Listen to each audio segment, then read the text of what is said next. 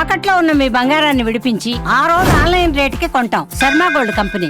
నమస్కారం, welcome to Suman TV. నేను గీతాంజలి. ప్రస్తుతం మనతో పాటు ప్రముఖ జ్యోతిషులు బ్రహ్మశ్రీ నందిభట్ల శ్రీహరి శర్మ గురువు గారు ఉన్నారు. వారితో మాట్లాడదాం. గురుగారు నమస్కారం అండి. వాగర్థావివ సంపృక్తౌ వాగర్థ ప్రతిపత్తయే జగతః పితరౌ వందే పార్వతీ పరమేశ్వరౌ. సదాశివ సమారంభాం శంకరాచార్య మధ్యమాం అస్మదాచార్య పర్యంతం వందే గురు పరంపరాం. ఆదిత్యాయ చ సోమాయ మంగళాయ బుధాయ చ గురు శుక్ర శనిభ్యశ్చ రాహవే కేతవే నమః.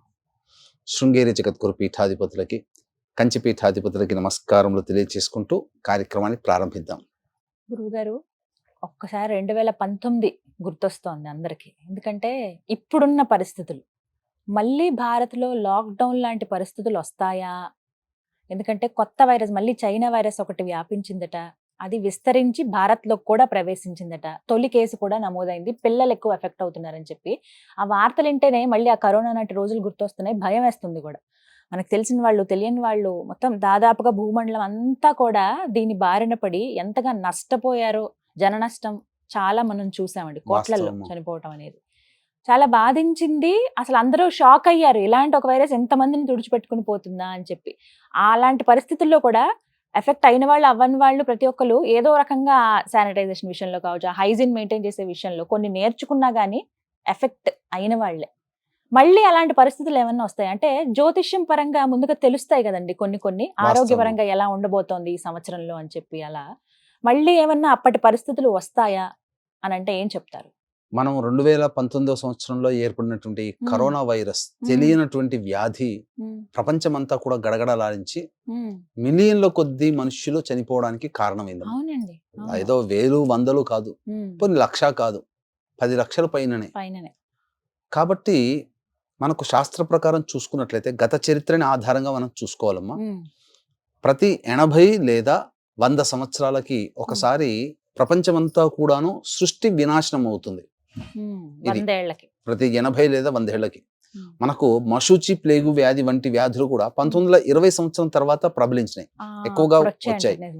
మళ్ళీ 80 సంవత్సరాలకి మళ్ళీ సృష్టి ఈ యొక్క కరోనా వైరస్ రూపంలో కొంత భాగం నష్టమైంది. మళ్ళీ అటువంటిది మనం భవిష్యత్తులో చూస్తామేమో.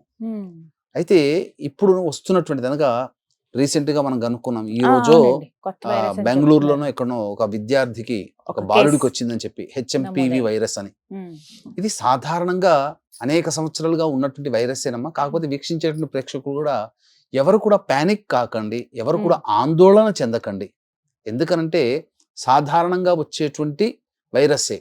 కాకపోతే ఈ చైనా వాళ్ళు ఏంటంటేనమ్మా, వాళ్ళు అనేక ప్రయోగాలు చేస్తుంటారు. మానవుడు అన్నవాడు ప్రయోగాలు చేయాలి, కానీ కొన్ని తొందరపాటు నిర్ణయాల వల్ల అవి బయట ప్రపంచానికి బయోలాజికల్ వార్గా బయటికి వెళ్ళిపోతున్నాయి. తద్వారా ప్రపంచానంతా చుట్టేసి వస్తున్నాయి. అనేకమైనటువంటి విధంగా మారణ హోమాలు జరుగుతున్నాయి. అయితే ఇప్పుడు మనము దీని గురించి, ఈ గ్రహ సంచారం గురించి మనం కనుక చూసుకున్నట్లయితే 2019లో అప్పుడు హెచ్చరించడం జరిగింది. అంటే మనకు ముండేన్ ఆస్ట్రాలజీలో మనకు చాలా విషయాలు తెలుస్తాయమ్మా. గురువు, ఆ రోజున ఉన్నటువంటి గ్రహాల కలయిక ఏంటమ్మా, గురువు, శని, రాహువు, రవి, ఈ బుధ, ఈ గ్రహాలన్నీ కూడా పంచగ్రహ కూటమి అప్పుడు ఏర్పడింది. ఇప్పుడు ఏర్పడిన తర్వాత అగ్రో శని అధో గురు అన్నట్టుగా ఉండింది. ఆ గ్రహాల యొక్క కలయికలు ఉన్నప్పుడు తప్పకుండా వినాశనం. మనకు మహాభారత యుద్ధంలో కూడా ఇలాంటి గ్రహ సంచారమే ఉన్నట్టుగా జరిగింది.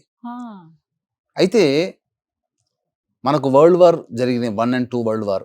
వాటికి సంబంధించినటువంటి ఉన్నప్పుడు కూడా కొన్ని గ్రహాల యొక్క స్థితిగతులను బట్టి మనకు యుద్ధ వాతావరణాలు ఏర్పడడం, చాలా మంది మరణించడం అనేటువంటిది జరిగింది. అయితే ఇప్పుడు వస్తున్నటువంటి భయం వల్ల అందరికీ ఏంటంటే, ఈ ఉగాది నుంచి షష్టగ్రహ కూటమి అనేటువంటిది ఏర్పడుతుంది. ఈ షష్టగ్రహ కూటమి అనేటువంటిది ఏర్పడుతుంది. అది చాలా మంది జనాల్లో ఒక భయ వాతావరణాన్ని సృష్టించింది, ఖచ్చితంగా సృష్టించింది. అందుకు తగ్గట్టుగా ఈ యొక్క సంబంధించినటువంటి వైరస్ కూడా ప్రబలడం వల్ల భవిష్యత్తులో ఏమైనా వినాశనం అవుతుందేమో అని అందరూ భయపడుతున్నారు, భయపెడుతున్నారు. భయమైతే ఉంది. అనేక ఏ ఛానల్లో పెట్టినా, అన్ని ఛానల్స్ లో కూడా, యూట్యూబ్ లోనైనా ఎక్కడైనా కానీ ఈ వార్త హల్చల్ చేస్తుంది. మరో వైరస్ వస్తుంది అంటే భయం. ఈ భయమే మానవుని నాశనం చేస్తుంది. కరోనా వైరస్ ఉన్నప్పుడమ్మా అదేమి పెద్ద రోగ నిరోధక శక్తి తక్కువ ఉన్న వాళ్ళు మాత్రమే దానికి అటాక్ అయ్యారు. అవునండి. కానీ ఆ భయాన్ని ఎక్కువగా సృష్టించడం వల్ల ఆ భయము మంచివాడు కూడా భయం వల్ల మరణించడం జరిగింది. అన్నిటి తర్వాత తేల్చింది ఏంటి? భయం వల్ల చనిపోతున్నారు అని చెప్పి తేల్చారు. కాబట్టి భయపడాల్సింది ఈ యొక్క వైరస్ అనేటువంటిది కేవలం పిల్లలకి మాత్రమే వస్తుంది. ఎందుకు? రోగ నిరోధక శక్తి ఎవరికి తక్కువగా ఉంటుంది? పిల్లలకు ఉంటుంది. కొంచెం ఇమ్యూనిటీ తక్కువ ఉంటుంది. కాబట్టి వీక్షించేటువంటి ప్రతి తల్లిదండ్రులు కూడా మీ పిల్లలకి ఇప్పటి నుంచే, ఈ వీడియో చూసినప్పటి నుంచో కూడా పౌష్టిక ఆహారాన్ని అనగా డ్రై ఫ్రూట్స్ ని నీళ్లలో నానబెట్టి ఉదయాన్నే పిల్లలకు అందించడం అలవాటు చేయండి. మంచి బలవర్ధకమైనటువంటి ఆహారం ఎప్పటి వరకు? ఫిబ్రవరి వరకు, ఈ చలి తగ్గేంత వరకు బయట ఫుడ్ అవాయిడ్ చేయాలి. పిల్లలందరూ కూడా చాక్లెట్లు ఇవన్నీ కూడా మానేయాలి. అప్పుడు వాళ్ళ శరీరంలో రోగ నిరోధక శక్తి ఉంటుంది.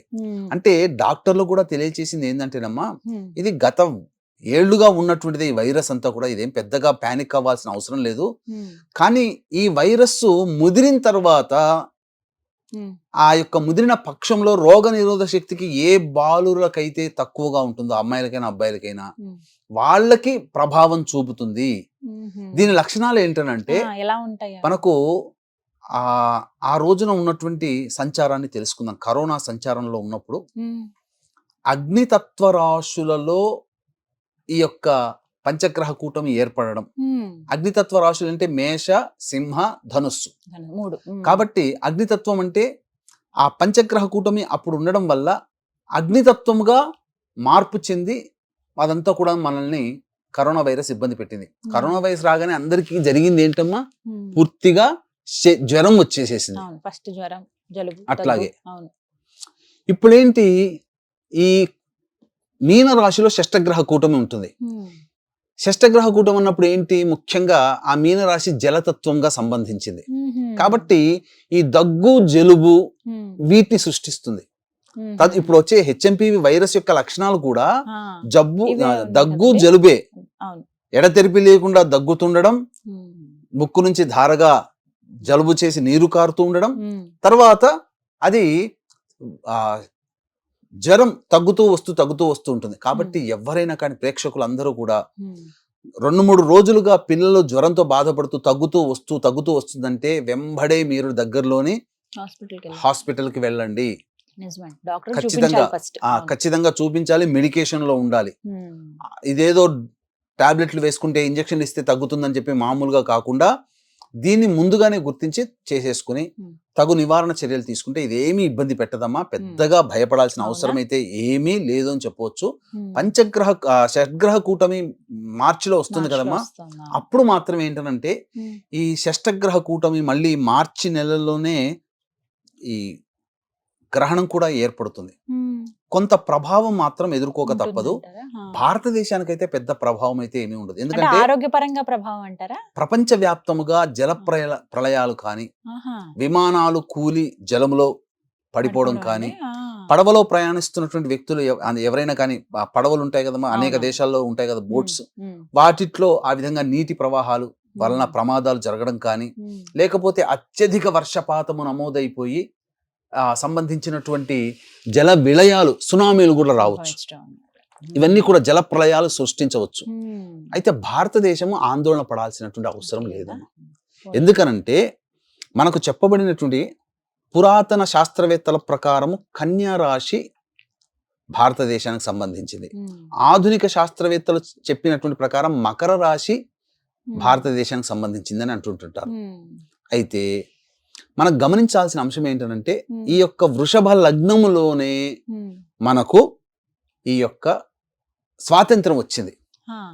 మనము ఈ మూడింటిని చూసుకున్నప్పుడు వృషభ లగ్నానికి లాభస్థానంలో షష్టగ్రహ కూటమి, మకర రాశి అనుకుందాం, మన భారతదేశం మకర రాశి అనుకుంటే 3వ స్థానంలో మీనరాశి, కన్యా రాశికి 7వ స్థానంలో. ఎక్కడ చూసినా భారతదేశానికి వచ్చే ఇబ్బంది ఏమీ లేదు. బయట విదేశాల్లో కొంత ఇబ్బంది రావచ్చు. ఇంకొకటి ఏంటంటే భవిష్యత్తులో మనం అనేక సంవత్సరాల నుంచి వింటూ వస్తున్నాం భవిష్యత్ గురు భారతదేశం అని. ఆ భవిష్యత్తులో గొప్ప స్థానాన్ని, పెద్దన్న పాత్ర పోషించే స్థానానికి నాంది ఈ షడ్గ్రహ కూటమి అని చెప్పవచ్చు. అందరూ Hmm. భయపెడుతున్నట్టుగా ఈ షడ్గ్రహ కూటమి వల్ల ఇబ్బందులలో జల ప్రళయాలు జల విలయాలు ఉండవచ్చు గాక కానీ ఏదో అయిపోతుంది అనేటువంటిది మాత్రము పెద్దగా నష్టం అయితే ఉండదు. ఎందుకంటే సృష్టి క్రమమును అనుసరించి చూసినా ఈ విధమైనటువంటి సంఘటనలు ఉంటాయి.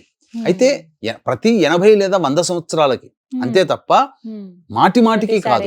కాకపోతే ఎలా ఉంటుందనంటే కరోనా వైరస్ లో జరిగినటువంటి నష్టం కంటే తీవ్రత తక్కువగా ఉంటుంది బయట దేశాల్లో. కాబట్టి మన భారతదేశానికి వచ్చే ఇబ్బంది లేదు. మనం చల్లగా ఉన్నామని చెప్పి పక్కవాడు ఏడుస్తున్నానని చెప్పి అనుకోవడం కూడా లేదు. బయట ప్రదేశంలో కూడా మన సోదరులే మన సోదరీమణులే వాళ్ళందరూ కూడా బాగుండాలని నిత్యము దేవత ఆరాధన. ఎందుకంటే గురు రాశిలో షడ్గ్రహ కూటమి కాబట్టి ఖచ్చితంగా షడ్గ్రహ కూటమికి సంబంధించినటువంటిది ఫిబ్రవరిలో మళ్ళీ మనం ఒక దానికి వివరణాత్మకమైనటువంటి వీడియో మనం జ్యోతిష్య శాస్త్ర ప్రకారాన్ని అనుసరించి వాటికి ఏ విధమైనటువంటి ఫలితాలు కలుగుతాయి, ఏ ఏ ప్రాంతాల్లో ఇబ్బందులు ఉంటాయి అనేటువంటిది సవివరమైనటువంటి జ్ఞానాన్ని మనం పంచుకుందాం. కానీ ప్రస్తుతానికి ఈ హెచ్ఎంపివి వైరస్ వల్ల ప్రపంచానికి వచ్చే ఇబ్బంది ఏమీ లేదు. అందున భారతదేశంలో కూడా ఏమీ ఉండదు. పిల్లలందరికీ కూడా జ్వరం రాగానే మంచి దగ్గరలోని హాస్పిటల్స్ లో డాక్టర్స్ కి చూపించి మంచి మెడికేషన్ తీసుకొని మంచి బలవర్ధకమైనటువంటి పదార్థాలని ముఖ్యంగా ఆయుర్వేదాన్ని ఆశ్రయించి ఆయుర్వేద సంబంధించినటువంటి మందులు కనుక వాడితే శరీరంలో రోగ నిరోధక శక్తి పెరిగి పిల్లలకి కూడా ఏమీ కాదండి. అది అనుభవపూర్వకంగా చెప్తున్నానమ్మా. మా అబ్బాయికి కూడా అంటే ఈ హెచ్ఎంపి వైరస్ ఏమంటున్నారంటే ఇది ఒక రకమైనటువంటి నిమోనియా బ్రాంకెట్ వైరస్ గా చెప్పబడుతుంది. మా అబ్బాయి కూడా కొంతకాలం ఇబ్బంది పడ్డాడు. మంచి మెడికేషన్ ఇప్పించడం తద్వారా మంచిగా కోలుకున్నాడు. ఎప్పుడు జరిగింది ఇది? మా అబ్బాయికి ఈ డిసెంబర్ 30వ తారీఖు రోజున డిసెంబర్ 19 నుంచి వస్తుంది. డిసెంబర్ 30న మంచి డాక్టర్ కి చూపించేసేసి హాస్పిటలైజేషన్ చేసేసి దాంట్లో వచ్చినటువంటి ఇబ్బందులను తొలగించుకున్నాం. ఇప్పుడు అంతా కూడా చక్కగా ఉన్నాడు. కాబట్టి అందరూ కూడా దీన్ని ఏదో భయపడకండి. ఇది చల్లని వాతావరణంలో ప్రతి సంవత్సరం వచ్చే ఇబ్బందులే. కాకపోతే కరోనా పుణ్యమాని ఎవ్వరు దగ్గినా ఏ చిన్న జ్వరం వచ్చినా కరోనా రాగా భయపడుతున్నారు అందరూ. కానీ ఏమీ భయపడకండి అని చెప్పచ్చు. ధైర్యం అయితే చెప్పారు గురువు గారు. చాలా సంతోషం అండి. నమస్కారం. సర్వం శ్రీ ఉమామహేశ్వర పరబ్రహ్మార్పణమస్తు.